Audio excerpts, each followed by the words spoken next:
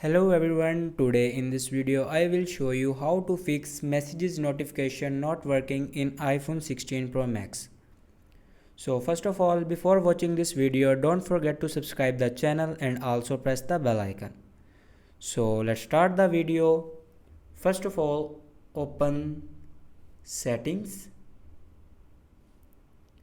and now scroll down and click on notifications.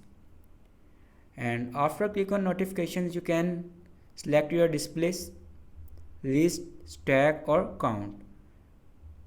And here you see the option show previews. Click on show previews.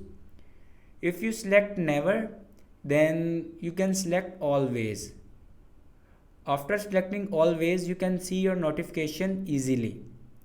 If it doesn't work, then go back to home screen and swipe down to control center and then press and hold on do not disturb.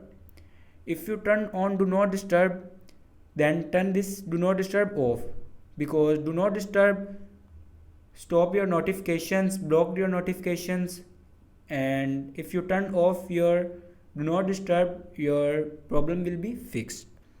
So this is the way to fix messages notification not working in iPhone 16 Pro Max.